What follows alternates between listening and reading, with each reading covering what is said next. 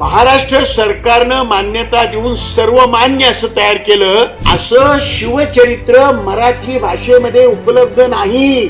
रयतेचा राजा असं म्हटलं. रयत म्हणजे काय? रयत म्हणजे कष्ट करून जगणारा मनुष्य, आणि तो रयतेचा राजा होता. वा काशीमध्ये बाजीप्रभू देशपांड्यांच्या मध्ये आणि ते शेपाशे महाराजांच्या मध्ये समान गोष्ट काय होती? ते शिवाजीसाठी मरायला का तयार झाले? शिवाजी महाराजांच्या साठी प्राणांची आहुती द्यायला ही माणसं का तयार झाली? खुपसली.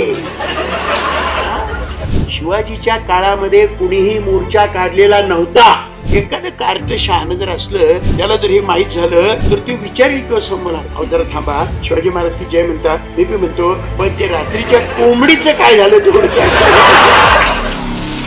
तुमच्यावरील सर्व सहकारी आणि बंधू भगिनीनो,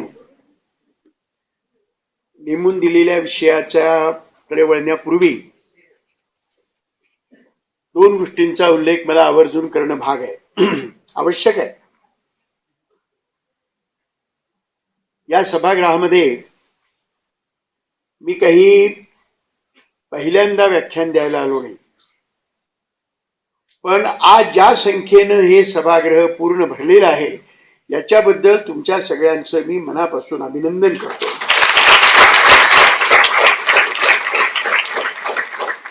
या गर्दीमध्ये आणखी एक वेगळे पण मला जाणवलं. मी भाईंशी बोलत होतो, आम्ही दोघे म्हातारे आहोत.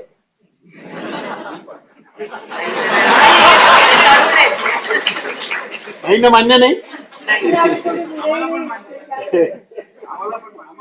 तुम्हाला पण मान्य नाही. Very good. ओके, ठीक. हा ठीक आहे, ठीक आहे, ठीक आहे, ठीक आहे. पण या गर्दीमध्ये पुण्याला अशा व्याख्यानाला तरुण माणसं कमी येत होती. आज या व्याख्यानाला तरुणांनी जी गर्दी केलेली आहे याच्याबद्दल सुद्धा तुमचं मी मनापासून अभिनंदन. आणखी एका गोष्टीचं अभिनंदन करायला पाहिजे. सत्यशोधक सांस्कृतिक मंच. सत्यशोधक हा शब्द महात्मा फुल्यांशी जोडलेला आहे. त्यांच्या आंदोलनाचं, त्यांचं एकूणच नाव सत्यशोधनासाठी आहे.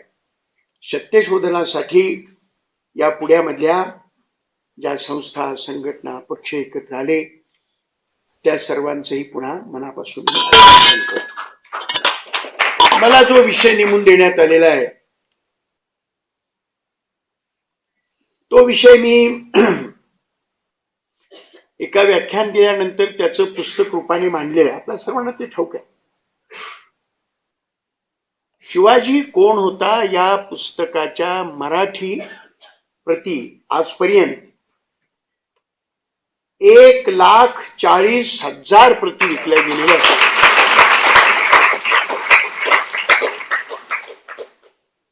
कुणी वाचत नाही असं ज्यांना म्हणायचं आहे त्यांना मी विचारतो, मुलांनी, मुलींनी, लोकांनी वाचावं असं लिहिणारे लिहित नाहीत असं आहे काय? काय आहे खरं? काय खरं? दुसरी गोष्ट अशी, मी त्याची कानडी भाषांतर केलं मुद्दाम हेतुपूर्वक. कानडीमध्ये शिवाजी कोण होता या पुस्तकाच्या कानडी 7 आवृत्त्या झाल्या.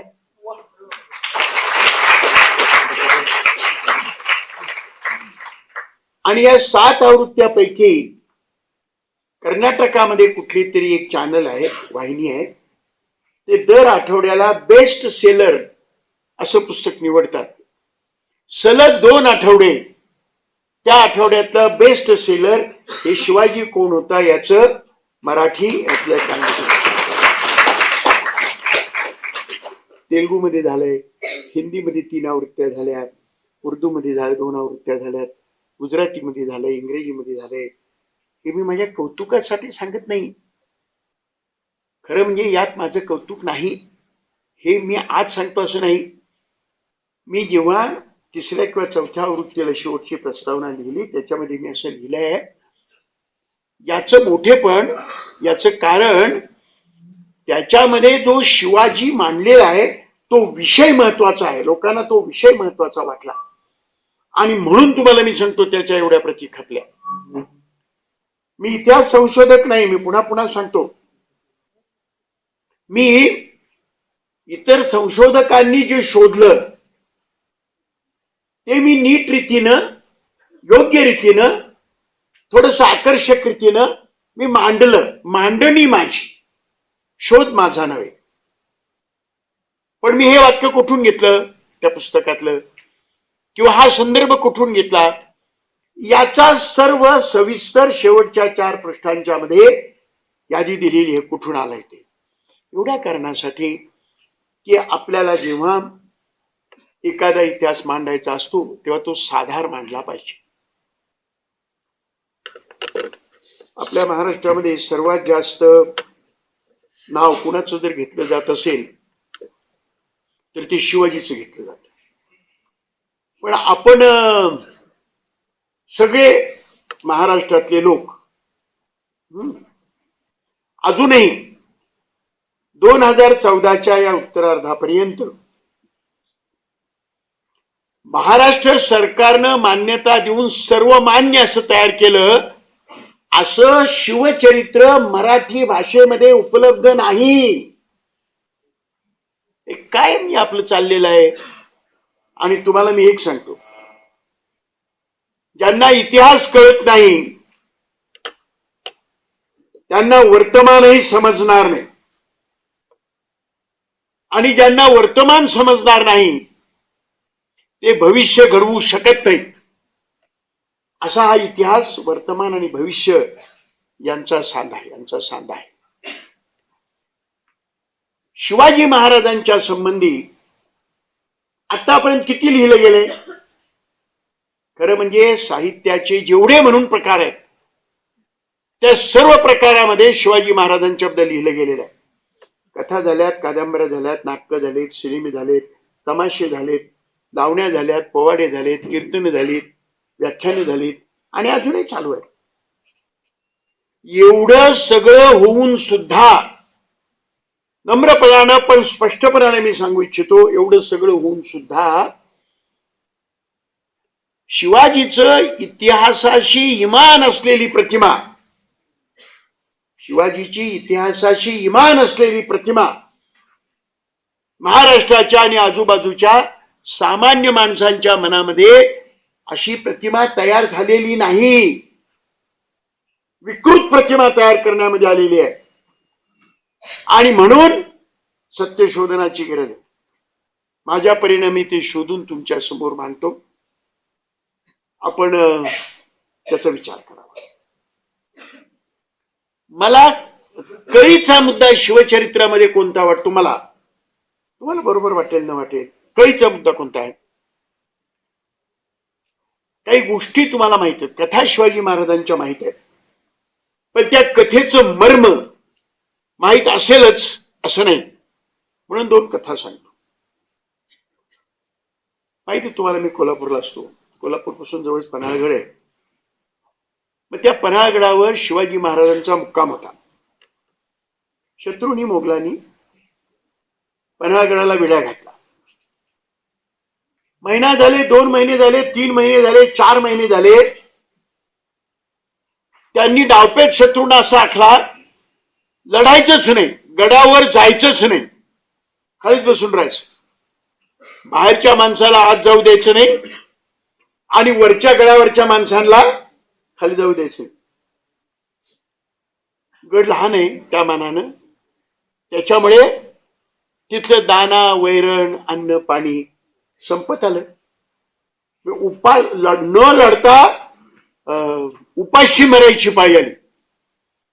त्यावेळेला शिवाजी महाराजांनी एक युक्ती केली होती. शिवाजी महाराजांनी ठरवलं की आता आपण पन्हाळगड सोडायचा आणि पन्हाळगडाच्या पश्चिम बाजूला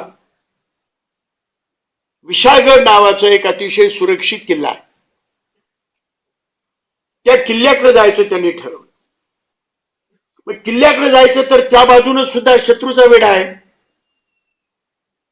तिथून जर वेढ्यातनं जायचं म्हटलं आणि शिवाजी जर त्यांच्या हाती लागले तर सगळंच घोटाळा झाला असता. म्हणून त्यांनी युक्ती केली. खरं म्हणजे शिवाजींनी युक्त्या किती केल्या आणि लढाया किती केल्या याची जर बेरीज काढून पाहिली तर तुम्हाला मी सांगतो की त्यांनी युक्त्या जास्त केल्या आणि प्रत्येक लढाईमध्ये युक्ती केलेली आहे. बोध काय घ्यावा? आज लढावं, शक्ती बरोबर युक्तीचा सुद्धा वापर करावा. म्हणजे हातापायांचा वापर करावाच,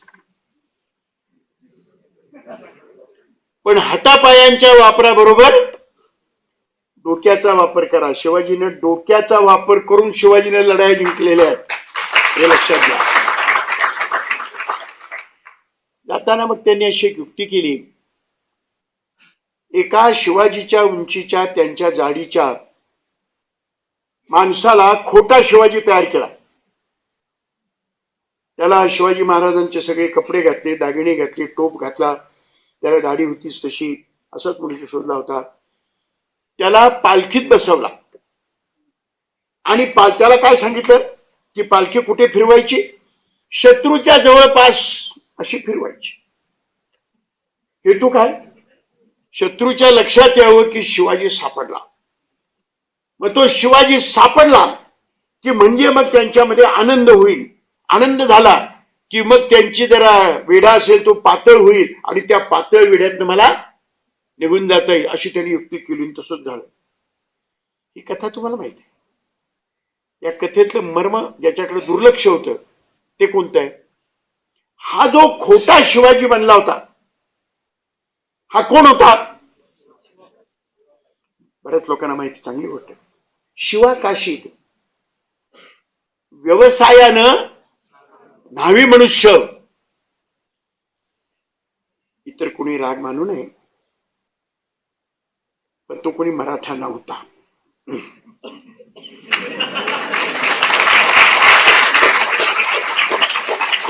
ब्राह्मणही नव्हता.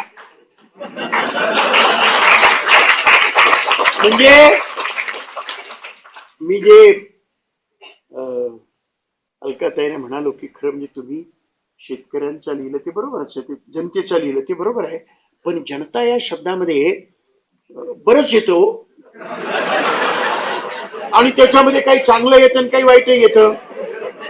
रयतेचा राजा असं म्हटलं. रयत म्हणजे काय? रयत म्हणजे कष्ट करून जगणारा मनुष्य, आणि तो रयतेचा राजा होता. मग हा शिवा काशीत शिवाजीसाठी मरायला का तयार झाला याचं उत्तर ज्याला सांगता येईल त्याला शिवचरित्रातली खरी कळ, खरी खुणगाट, खरा मुद्दा त्याच्या लक्षात. तो का मरायला तयार झाला? आता आपल्यापैकी विक्षिप्तपणाने बोलणारी मंडळी बरीच असतात. ते म्हणतील एखादा असतंय खुलो.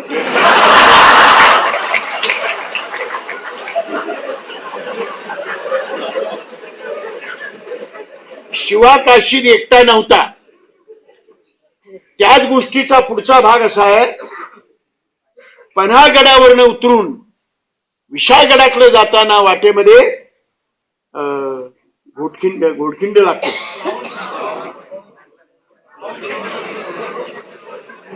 माझं सुद्धा चूक नाही. तिचं मूळचं नाव घोडखिंड. बाजी प्रभूच्या बलिदानानंतर तिचं नाव पावनखिंड असं पडलेलं आहे. हा इतिहासच आहे, हे लक्षातच ठेवलं पाहिजे. हा इतिहासच आहे. बाजी प्रभू उभा होता त्या खिंडीमध्ये. त्याला काम काय सांगितलं होतं? त्यानं काम कोणतं स्वीकारलं होतं? येणाऱ्या शत्रूला आडवीन, त्याचा मुर्दा पाडीन, त्याला खतम करील असं काम स्वीकारलं होतं काय? हे काम त्याचं होतं काय? नाहीच. त्याचं कामच असं होतं. काही मंडळी लिहून ठेवलेलं आहे की महाराज तुम्ही विशाळगडावर जा आणि विशाळगडावरनं तोफेची तोप डागा, तोफेचा आवाज येईपर्यंत या खिंडीतनं शत्रूला पुढे जाऊ देणार नाही. अरे त्यानं मरायचंच काम स्वीकारलं होतं. बाजी प्रभू देशपांड्यांचं नाव तरी आपल्याला माहित आहे. त्याच्या समोर जे काही 100-500 मावळे होते त्यांची नावं सुद्धा इतिहासानं लिहिलेली नाहीत. पण तुम्हाला मी सांगतो, ते मरायला तयार झाले ना. शिवा काशीद मध्ये बाजीप्रभू देशपांड्यांच्या मध्ये आणि ते शेपाशे महाराजांच्या मध्ये समान गोष्ट काय होती, ते शिवाजीसाठी मरायला का तयार झाले हे त्या शिवचरित्राचं मर्म आहे. आणखी एक गोष्ट आहे, आग्र्याहून सुटकेची पुन्हा कथा तुम्हाला माहिती आहे. एका राजपूत राजाच्या नेतृत्वाखाली शिवाजी महाराजांच्यावर स्वारी करण्यात आली आणि शिवाजी महाराज पराभूत होऊन त्यांना अटक करण्यात आली आणि ते त्यांना दिल्लीला नेलं होतं आणि दिल्लीला संरक्षणात ठेवलं होतं. आजूबाजूने पहारे होते. शिवाजी महाराज निघायचं कसं याच्यातनं विचार करत होता. पुन्हा युक्तीच केली, कारण केवळ शक्तीनं जाता येत नव्हतं. आता तुम्हाला तरुण मुलांना हे धडे शिकवतात की नाही मला माहित नाही, पण मी जेव्हा मराठी शाळेमध्ये होतो ना तेव्हा आम्हाला धडे होते असे, शक्तीपेक्षा शक्ती श्रेष्ठ की युक्ती श्रेष्ठ. आणि मग त्याच्यामध्ये युक्तीचा विजय त्या याच्यामध्ये दाखवलेला असायचा. काय युक्ती केली शिवाजी महाराजांनी आग्र्याहून निघताना? पेटाऱ्यामध्ये आजारीपणाचं सोंग घेतलं आणि आजारीपणाचं सोंग करून मग दिल्लीतले वेगवेगळे त्यांच्या ओळखीचे माणसं त्याला मोठ्या मोठ्या पेटाऱ्यातनं फळफळावर वगैरे आणायला लागले. आणि मग त्या असं करता करता करता जेव्हा आता हे पेटारे जाताना, आत जाताना, बाहेर जाताना सारखेच जातात, सारखेच येतात, म्हणून पाऱ्यावरच्या लोकांचं जरा दुर्लक्ष झालं. त्याचा संधी घेऊन शिवाजी महाराज एका पेटाऱ्यामध्ये बसले आणि त्या पेटाऱ्यातनं बाहेर निघून गेले आणि मग पुढे ते दक्षिणेकडे आले. हा इतिहास तुम्हाला माहिती आहे. ज्याच्याकडे मला लक्ष वेधायचं आहे माझ्या मुद्द्याला जोडून असं, तो म्हणजे कोणता? त्यावेळेला सुद्धा शिवाजी, खोटा शिवाजी नंबर 2 आजारी पडला होता. त्याला आजारीपणाचं सोंग घेऊन शिवाजी महाराजांचे अंथरुणावर झोपलेला होता आणि दुसरा एक शागिर्द त्या शिवाजी महाराजांचे पाय चेपीत बसला होता. जो ते दोघे जण जे मागे राहिले होते ना त्याच्यापैकी एक होता हिरोजी फर्जन आणि दुसरा होता मदारी मेहतर. म्हणजे पुन्हा हिरोजी फर्जनची जात मला नक्की नाही सांगता यायची, परंतु त्यात एक मेहतर होता. म्हणजे आज आणि त्या काळामध्ये सुद्धा समाजामधला ज्याला उच्च वर्णीय असं म्हटलं जात नव्हतं असा मनुष्य हे मरायला का तयार झाले? मेले. इतिहासानं कुठे लिहून ठेवलेलं नाही. यांना कुठेतरी मोठी इनाम द्यायचं ठरलं होतं म्हणून ते मेले असं नाही इतिहासानं कुठे नमूद करून ठेवलेलं. पण इनाम जरी असेल का नाही, मेल्यानंतर माझ्या वारसांना मिळावं अशासाठी कोण मरायला तयार होत नाही.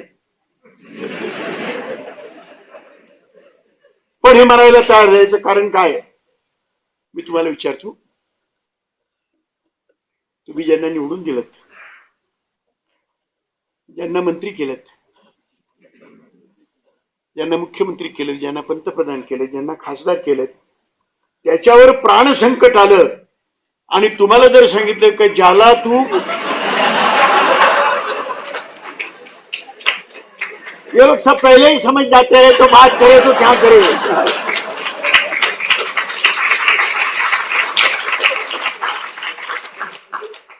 शिवाजी महाराजांच्यासाठी प्राणांची आहुती द्यायला ही माणसं का तयार झाली? मी मेलो तरी चालेल परंतु हा जगला पाहिजे अशी मानसिकता त्या समाजामध्ये, रयतेच्या मध्ये शिवाजी महाराज का निर्माण करू शकले? पुन्हा मी रयत शब्द वापरतो, सरदार शब्द मी वापरत नाही, जहागीरदार शब्द मी वापरत नाही. रयतेमध्ये ती अशी भावना का निर्माण करू शकले हे सगळ्यात महत्वाचा मुद्दा, असा महत्वाचा मुद्दा. आणि शिवचरित्रातले चमत्कृतीपूर्ण आणि पराक्रमाच्या गोष्टी आपल्याला माहित असतात, पण शिवचरित्राचं, शिवकार्याचं, शिवाजीच्या कारभाराचं अंतरंग आपल्याला माहिती नाही, सांगितलेले नाही. त्यांनी कारभार कसा केला, त्यांनी कारभार केला त्याचं जर वर्णन ऐकलं, समजलं, म्हणजे मग त्याच्यासाठी रयत मरायला का तयार झाली होती त्याचं उत्तर सांग. शिवाजी महाराज यांनी जमीन मोजली. खरं म्हणजे इतिहासाच्या भाषणामध्ये जमीन मोजली हे वाक्य काहीतरीच वाटतं नाही. काय तू काय महापाडे काय होता तो असले तलवार उपसली खुपसली हा इतिहास असतो. जमीन मोजली हा काय इतिहास आहे? इतिहासाकडे पाहण्याचा दृष्टिकोन जो आता त्यांनी सांगितलं, माझ्या अगोदरचे वक्ते किती सुंदर रीतीने त्यांनी सांगितलं. मला फार बरं वाटलं त्यांचं भाषण ऐकून. मी तुम्हाला सांगतो, भाषण करायला जाताना इतरांची भाषण सुद्धा काळजीपूर्वक ऐकावीत. म्हणजे आपल्याला सुद्धा बरंच त्यातनं कळतं. बनचुके असं कधी बनू नये, कधीही बनू नये. मला सगळं समजतंय असं कधी समजू नका. तुम्हाला बरंच समजतं पण तरी सुद्धा बरंच अजूनही समजायचं राहिलेलं आहे ही भावना सतत समजावी. म्हणजे मग महाराष्ट्राची आपली माणसाची प्रगती होत असते. शिवाजीने जमीन मोजली, त्यांनी त्याचा उल्लेख केला लगानचा, बरोबर आहे. इतर राजांची आणि शिवाजी महाराजांच्या अगोदर ज्या भागावर शिवाजींचं राज्य आलं होतं त्यांची लगान वसूल करण्याची किंवा शेतकऱ्यांच्याकडनं राज्यासाठी सारा वसूल करण्याची रीत काय होती? गावाला पाटील होता, गावाला कुलकर्णी होता, काही ठिकाणी देसाई होते, सरदेसाई होते, देशमुख होते, सरदेशमुख होते. यांना नेमून दिलं होतं आमच्या गावाचा वसूल 5,000 रुपये का 5,000 होऊन. कारण नाहीतर कोणीतरी एखादा बारीक ऑब्जेक्शन काढायचा, शिवाजीच्या काळामध्ये रुपये होते की नाही. इतिहासातल्या नको त्या गोष्टीची चर्चा करण्यामध्ये काय मला सांगावं, या लोकांनी किती वेळ खर्च केलेला आहे. मला एक वाक्य आठवतं, मी आगरकरांचं चरित्र वाचत होतो तेव्हा आगरकरांचं एक वाक्य माझ्या मास्तरनी मला शिकवलं होतं. माझे मास्तर चांगले होते बरं का, तुम्हाला मी सांगतो, चांगले मास्तर.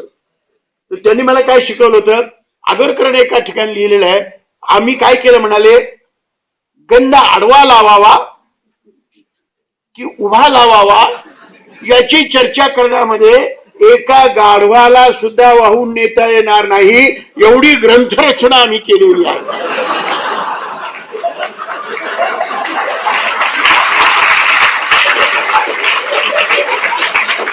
आपण कशाचा विचार केला, आपण कशाचा विचार केला, आणि जर चुकीचा विचार केला असेल तर तो बरोबर केल्याने असं म्हटल्याखेरीज योग्य विचार आपण कसा करू.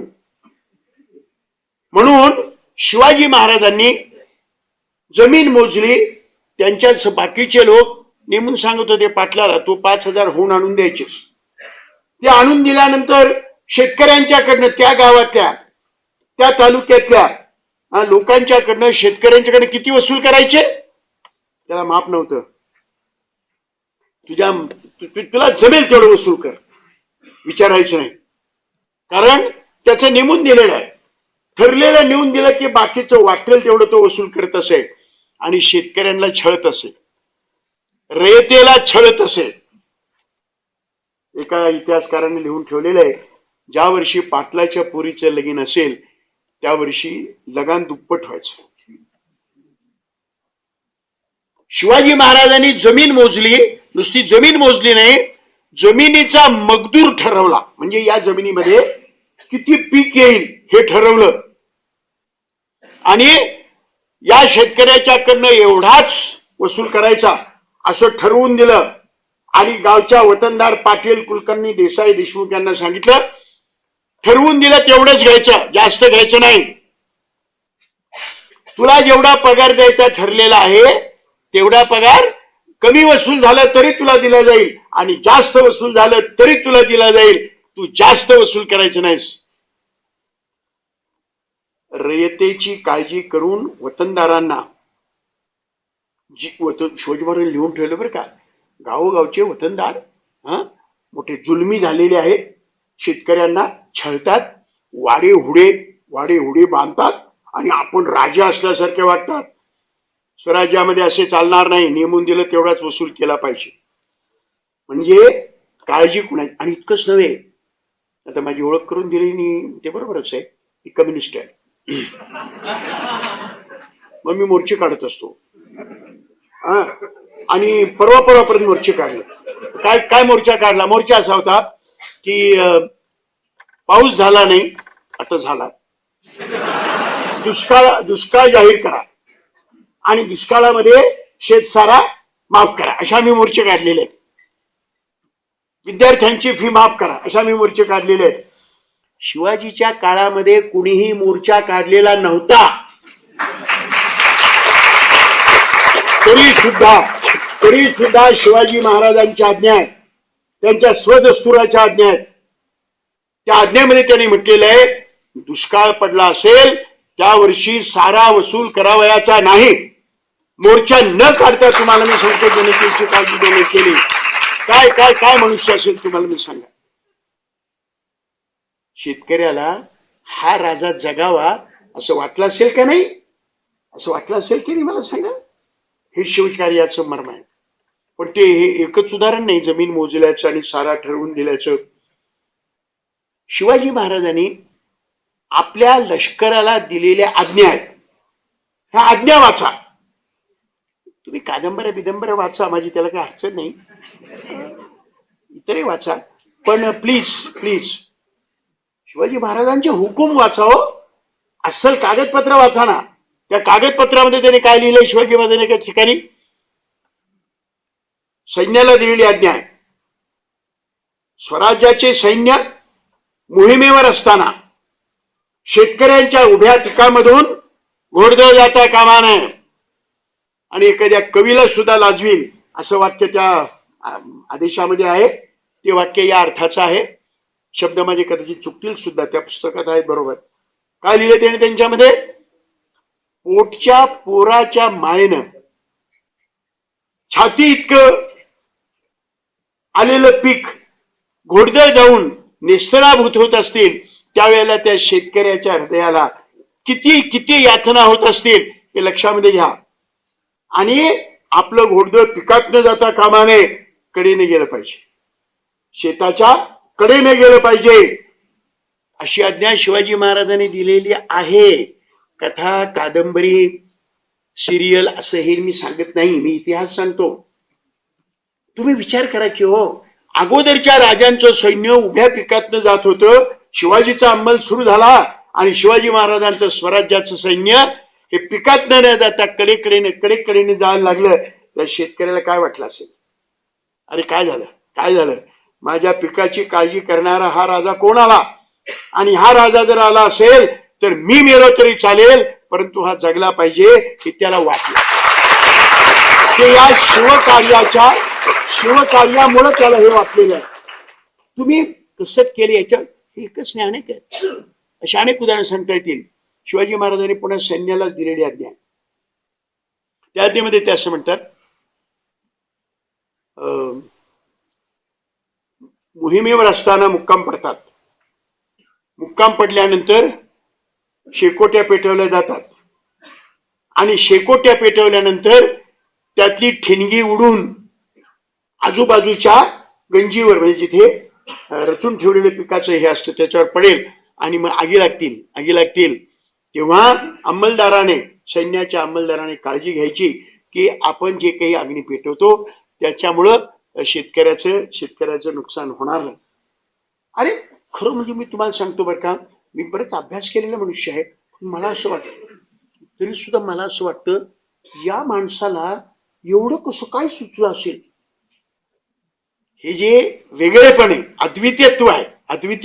इतरांना सुचलं नाही, याला सुचलं. हो, इतरांनी तुम्हाला सांगतो चैनी केल्या आणि त्या चैनी केल्या, दुसरं काही त्यांनी केलं नाही. शिवाजीने हे केलं. शिवाजी महाराजांची झाडांच्या संबंधी एक अध्याय, आणि त्यांनी सांगितलं स्वराज्याच्या कार्यासाठी सुद्धा लाकूड लागत असेल तर शेतकऱ्यास राजी करून, किती काळजी कर, शेतकऱ्यास राजी करून एखादे वठलेले झाड किंमत देऊन घ्यावे.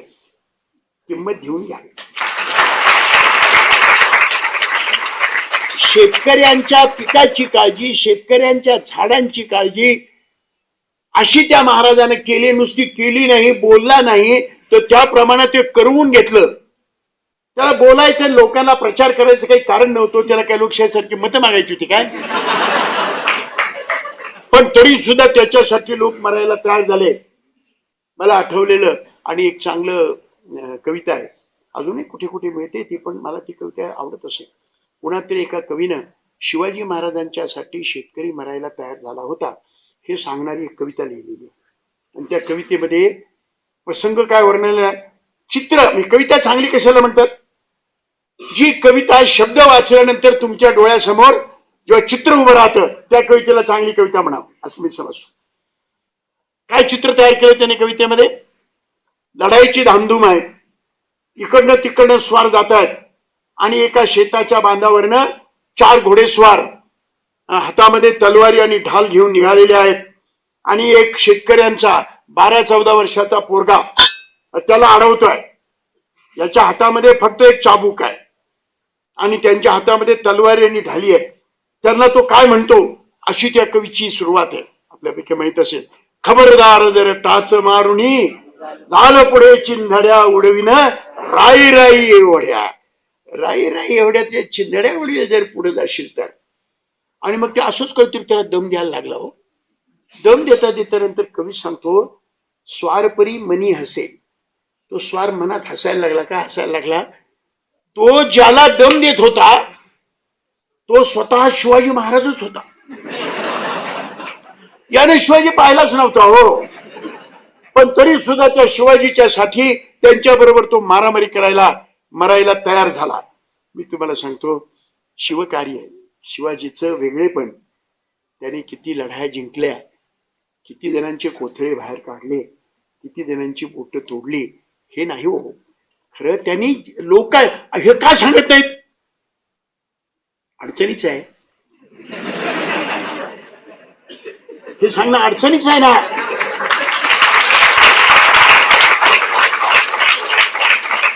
ऐकणाऱ्यांना जर शिवाजी महाराजांचा इतिहास माहित असेल तर ते काय म्हणतील, शिवाजीने असे असे केले, आपण असे असे करा. असं कोणी म्हणू नये, असं कोणी म्हणू नये याच्यासाठी शिवाजीचा हा भाग सांगितला जात नाही. आणि चर्चा कशाची, भाईना माहित असेल कदाचित, भाई आमच्याकडे शिवाजी विद्यापीठामध्ये शिवाजी महाराजांचा पुतळा बसवलेला आहे. आमच्याकडे भांडणं झाली, वाद झाला. कशाबद्दल, किती क्षुल्लक गोष्टीबद्दल आपण वाद करतो. शिवाजी महाराज वापरत होते तो घोडा होता का घोडी होती?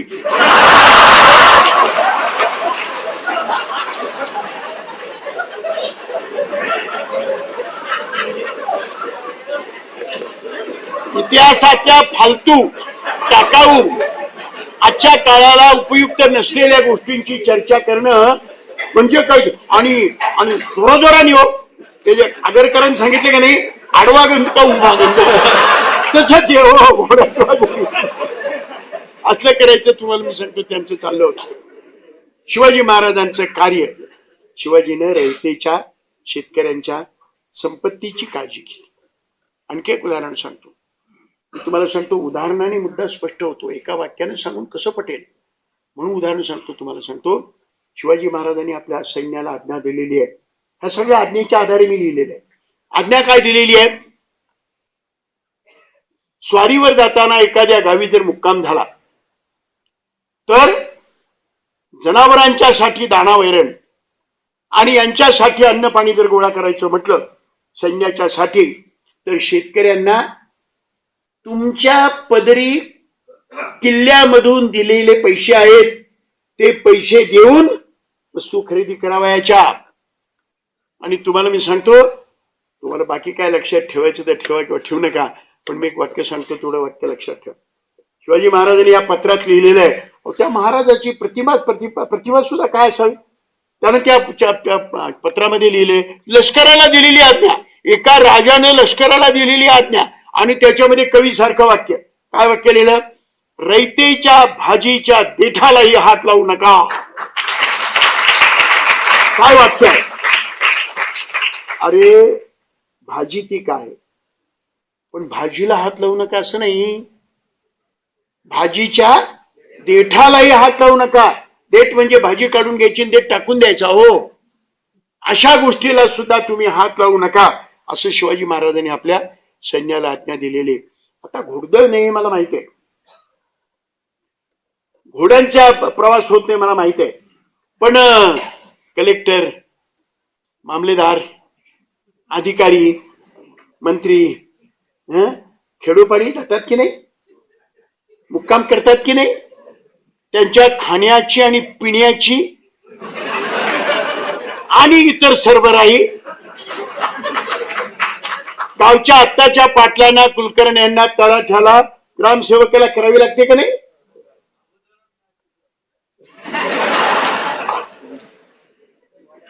माहित आहे. ऐकणाऱ्याला माहित असलं की बोलणाऱ्याला सुद्धा बरं वाटतंय. हो,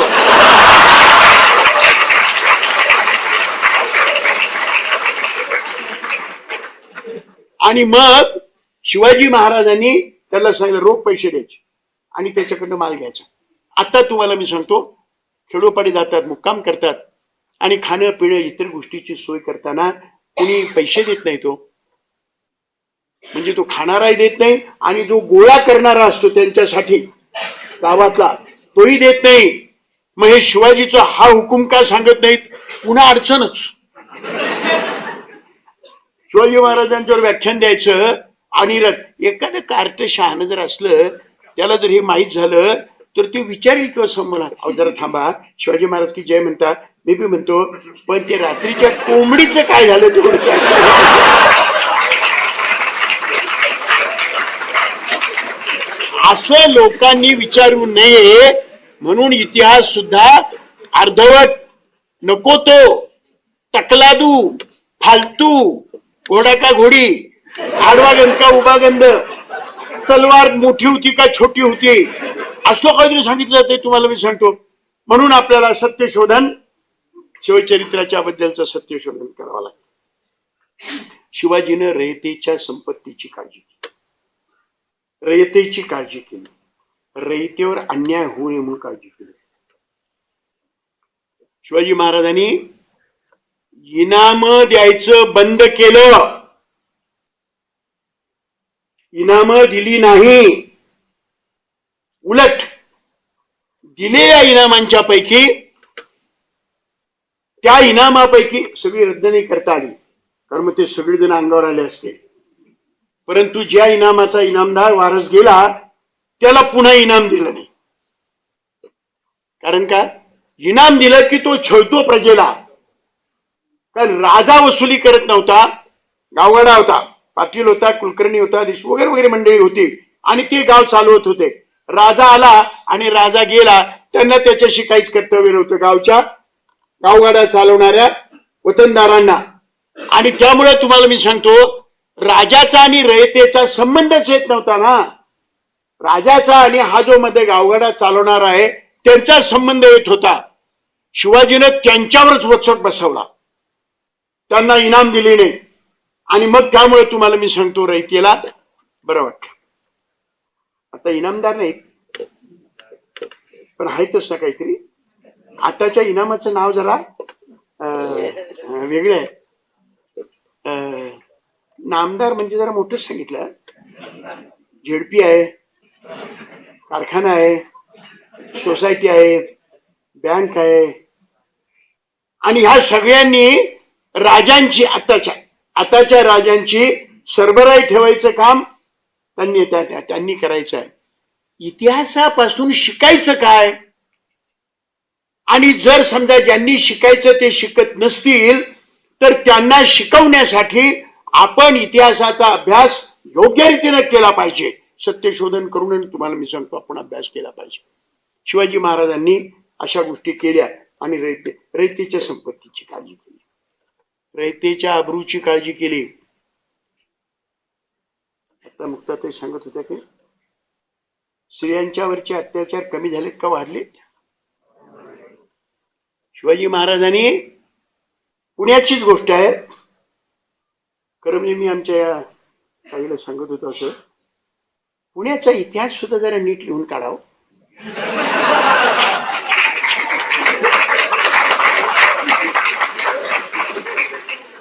पुण्यामध्ये सगळ्याच वाईट झालेलं नाही. बऱ्याच लोकांचा समज आहे की पुणे पहिल्यापासून वाईटच होत, कसं असेल. महात्मा फुले याच गावचे, सावित्रीबाई याच गावची. शिवाजी महाराजांनी कारभार जो केला त्या कारभाराचा मुख्य परगणा पुणे परगणा होता ना. त्या पुणे परगण्यामध्ये शिवाजी महाराजांनी कारभार केला होता. आणि या पुण्याचीच गोष्ट आहे. इथं जवळ कुठेतरी रांजा नावाचं गाव आहे. रांजाच्या पाटलाची गोष्ट कुठल्या तरी धड्यामध्ये आहे, चांगली आहे. गावचा पाटील महाराजांनी नेमलेला, शिवाजीने नेमलेला पाटील सत्तेच्या मस्तीमध्ये कुणब्याच्या पुरीच्या अंगावर हात टाकला. गरीबाच्या पुरीवर बलात्कार केला. आपल्या आयुष्याचं मात्र झालं म्हणून त्या पुरीनं आत्महत्या केली. सगळा गाव हळहळला, सगळ्या गावाला माहित आहे, पण कोणी तक्रारच केली नाही. हो, तक्रार कशी करणार? पाटलाच्या विरुद्ध तक्रार कशी करायची आणि कुणाकडे करणार? ज्यांनी त्या पाटलाला नेमलं त्याच्याकडे तक्रार कशी करणार? म्हणून तक्रार झालेली नाही रांजाच्या पाटलाच्या या अत्याचाराबद्दल. पण महाराजांना कळालं, मुसक्या बांधून आणला. मुसक्या बांधणं तुम्हाला माहिती आहे? दंडाला बांधायचं नाही, तोंडाला जनावराच्या मुसक्या मारतात की नाही, असं अशी मुसक्या मारायचं, असं बांधायचं. त्याला थोबाड उघडता आलं नाही पाहिजे, असं करून त्याला आणलं आणि हातपाय तोडायची शिक्षा दिली. हातपाय तोडायची शिक्षा. तुम्ही विचार करा, रांजाच्या पाटलाचे हातपाय तोडायची शिक्षा दिली. ही बातमी जेव्हा सगळ्या मावळ खोऱ्यामध्ये पसरलेली असेल तेव्हा त्या मावळ खोऱ्यातल्या आया बहिणींना काय वाटलं असेल? तुम्ही विचार करा. ते म्हणाले असतील की नाही, अरे आम्ही मेलो तरी चालेल, परंतु हा जगला पाहिजे. शिवाजी महाराजांच्यासाठी लोक मरायला तयार झाले. याचं कारण शिवाजी महाराजांनी या स्वरूपाचं त्यांच्या अब्रूची काळजी केली, रयतेच्या अब्रूची काळजी केली. दहशत बसेल अशा रीतीचे हे एकच उदाहरण नाही, अशा अनेक उदाहरणं आहेत. एका उदाहरणाने निष्कर्ष काढणं अडचणीच असतं, म्हणून इतर उदाहरणं याच्यातली शोधली पाहिजेत. आमच्या निपाणीकडनं तुम्ही बेळगावला जायला निघालात, गेला कधी त्या रस्त्यानं तर तिथे बघा डाव्या हाताला एक बेलेवाडी नावाचं एक छोटं गाव आहे. तिथे एक छोटासा किल्ला आहे. त्या किल्ल्याची किल्लेदारीण सावित्रीबाई देसाई या नावाची एक बाई होती. शिवाजी काळातली गोष्ट सांगतो मी. बाई किल्लेदारीण होती, पण ती शिवाजी महाराजांच्या विरुद्ध होती. तिला निरोप दिला, ती महाराजांच्याकडे आली नाही. मग शिवाजी महाराजांनी आपला एक हे पाठवला, काय पाठवला? सरदार पाठवला तिच्यावर हल्ला करायला. सावित्रीनं शिवाजीच्या सरदाराबरोबर 27 दिवस लढाई केलेली अशी इतिहासात नोंद आहे. 27व्या दिवशी सावित्रीचा पराभव झाला.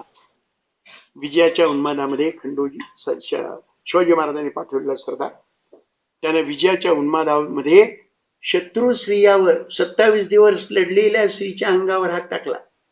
महाराजांना हे कळाल्यानंतर शत्रू स्त्रीवर आणि आपला सरदार त्याचे डोळे काढले आणि त्याच किल्ल्यामध्ये त्याला आयुष्यभर खितपत ठेवला होता. अरे काय तुम्हाला मी सांगतो, स्त्रियांच्या अब्रूच्या संबंधीची एवढी कदर करणारा मनुष्य राजा इतिहासात झाला नाही हो. आणि त्याच्यामुळे तुम्हाला मी सांगतो शिवाजी महाराजांचं अद्वितीयत्व आहे. एक कवीनं आजराम, कवी लोक चांगले असतात हो.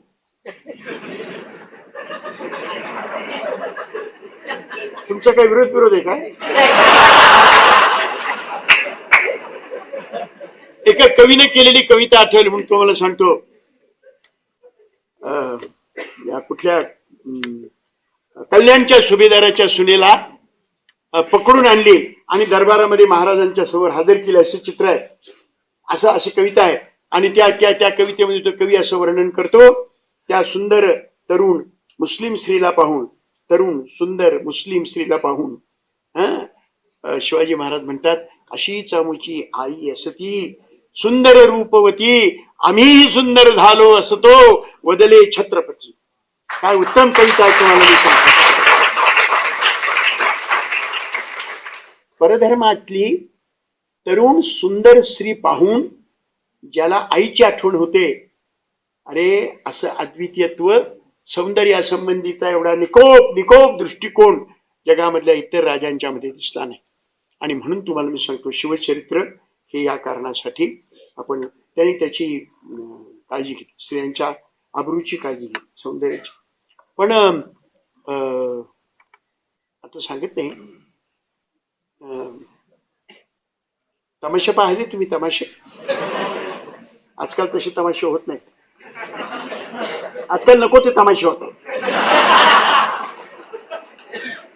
एका तमाशामध्ये हा सीन दाखवला तर तो तमाशगिऱ्यातला तो सोंगाड्या असतो की तो एक मोठा वाह्यात प्राणी येतो. त्या सोंगाड्यामध्ये तो सगळ्यात गमती करत असतो. हे वाक्य वाचल्यानंतर तो म्हणला, म्हणजे तुमच्याकडे पाठवायचं नाही काय म्हणतोय या बाईला तुमच्याकडे.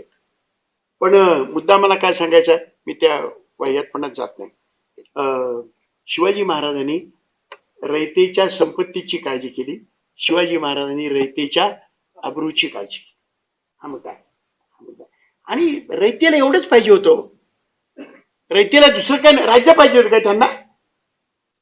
तुम्ही राजे आहात, आमची काळजी घ्या. त्यांनी काळजी घेतली. शिवाजीचा धर्मविषयक दृष्टिकोन, शिवाजीची प्रतिमा विकृत करण्यामध्ये सगळ्यात कोणत्या बाबतीमध्ये जर विकृत केली असेल तर ती शिवाजीचा धर्माकडे पाहण्याचा दृष्टिकोन. शिवाजी मुसलमानांच्या विरुद्ध होता, अशी प्रतिमा समाजामध्ये आहे की नाही? ती चुकीची के बरोबर आहे? नंतर आज आहे ना ती प्रतिमा, शिवाजी हा मुस्लिम. आणि कुणीतरी त्या काळामध्ये सुद्धा कुणीतरी शहाण्याने दीड शहाण्याने अर्धवट माणसाने लिहून ठेवलं होतं, शिवाजी न होता, तेवढंच लक्षात ठेवलं, बाकीच्या लक्षात नाही ठेवलं. शिवाजी न होता तो काय बरं, काबा की नाही, काशी की काबा होती. बरोबर आहे, काशी की काबा होती, म्हणजे सगळे देवळांची मशिदी झाली असते आणि सगळ्यांना दाढी आली असती आणि सबकी सुनता होती. शिवाजी होता तो. मग तेवढं एक वाक्य काढायचं कुठल्या तरी एका शाहिरानं विड्यासारखं लिहिलेलं शिवचरित्रामधलं, आणि त्याच्यावरनं शिवाजी महाराज हे मुसलमानांच्या विरुद्ध होते असं सांगितलं. शिवाजीच्या पदरी किती मुसलमान होते? पाठ असलं तरी पुन्हा सांगतो, माहित असलं तरी पुन्हा सांगतो, पाठच व्हायला पाहिजे. नाही त्या गोष्टी आपल्याला पाठ होते, मी हा पाठ व्हायला काय हरकत आहे? तोफखान्याचा प्रमुख, शिवाजीच्या तोफखान्याचा प्रमुख इब्राहिम खान, मुसलमान मनुष्य. तोफखाना हे शिवाजी महाराजांच्या काळातलं सर्वात प्रगत हत्यार. तोफ हे सगळ्यात प्रगत हत्यार होतं ना, त्याच्यावरचा प्रमुख इब्राहिम खान. पुन्हा तुमच्यापैकी किंवा आणखी कुणाला तरी वाटेल एखादा मुसलमान चांगला असतंय, पण एकूण मुसलमान वाईट. आमच्या गल्लीतला ममद्या चांगला आहे पण इतर लोक वाईट. मग त्या गल्लीत जाऊन विचारते, काय म्हणतात, आमच्या गल्लीतला हमद्या सुद्धा चांगलाच आहे आणि मग वाईट कोण आहे? पण तुम्हाला मी सांगतो, एक प्रचार शिवाजी महाराजांच्या बद्दल आणि मुसलमानांच्या झालेला आहे. शिवाजी महाराजांचा ज्याप्रमाणे हा तोफखान्याचा प्रमुख होता, शिवाजी महाराजांच्या दूरदृष्टीचं लक्षण म्हणून शिवाजी महाराजांनी आरमार तयार केला होता आणि त्या आरमाराचा प्रमुख होता दर्या सारंग दौलत खान, मुसलमान होता. शिवाजी महाराजांच्या एका सेनापतीचं नाव बेग असं सांगितलेलं आहे. शिवाजी महाराजांचा वकील मुसलमान आणि अफजल खानाचा वकील, त्यांनी सांगितलं त्याप्रमाणे कृष्णाजी भास्कर कुलकर्णी त्यांनी सांगितल्यावर का पुस्तकामध्ये एवढं मध्येच लिहिलंय कृष्णाजी भास्कर.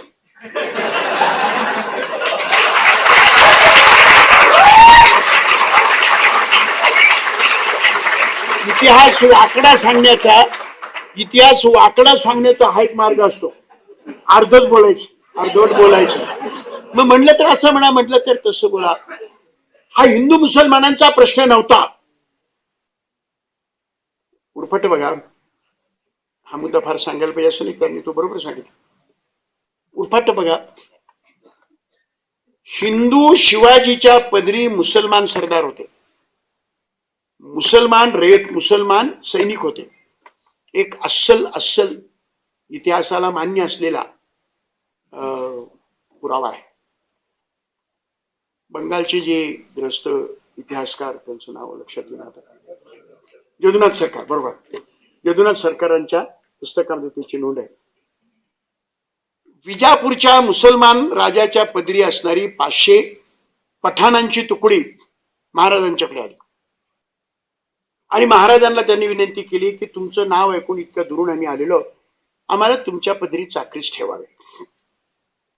महाराजांच्या पदरी एक वयोवृद्ध सरदार होते, गोमाजी नाईक पानसंबळ. गोमाजी नाईक पानसंबळ, त्या पानसंबळांना ते वयाने मोठे असल्यामुळे शिवाजी राजा असला आणि ते सरदार जरी असले तरी शिवाजी त्यांना काका म्हणत होता. म्हणाले, काका, हे लोक आपल्या पदरी आलेले आहेत, दुसऱ्या धर्माचे आहेत, आपला सल्ला काय आहे, त्यांना ठेवावे की ठेवू नये. गोमाजी नाईक पानसंबळाने शिवाजी महाराजांना दिलेला सल्ला जो शिवाजीने ऐकला तो इतिहासामध्ये नमूद आहे. त्यांनी असं सांगितलं, ज्यास राज्य करावयाचे, ज्यास राज्य करावयाचे त्यांनी नोकर चाकर आणि जनता लोक रयत यांच्या धर्माची चौकशी करू नये, सर्वांना बरोबरीने वागवावे. शिवाजी महाराजांचा गोमाजी नाईक पानसंबळांनी सांगितलेला आणि यांनी स्वीकारलेला हा सल्ला आजही उपयुक्त आहे का नाही? आजही उपयुक्त आहे का नाही? अरे हे हत्यार आहे. शिवाजी महाराज असं म्हणाले होते, तुम्ही काय म्हणता? असं विचारू नये म्हणून हा इतिहास सांगितला जात नाही. शिवाजीच्या पदरी, हिंदू राजाच्या पदरी मुस्लिम होते, खरं आहे. दुसऱ्या बाजूला बघा, मुसलमान राजाच्या पदरी हिंदू होते का नाही? आता त्यांची नावं घेतली की काही लोकांच्या भावना बिवना दुखावण्याचा धोका आहे. आपल्या या भावना म्हणजे काय प्रकरण काय मला काही कळत नाही. माणसाचा हात तुटला की नाही, बाईच्यावर बलात्कार झाला का नाही, यांच्या भावना दुखवत नाहीत. पण गणपतीचा हात नेताना जर तुटला की नाही तर यांच्या भावना दुखावतात.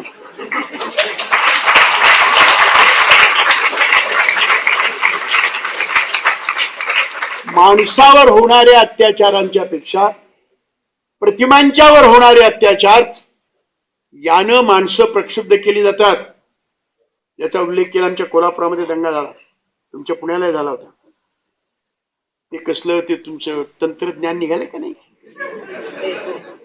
कसलं कसलं ते फेसबुक नाही, ते याच्यावर येत होतं, कशावर? मोबाईलवर, व्हॉट्सअप.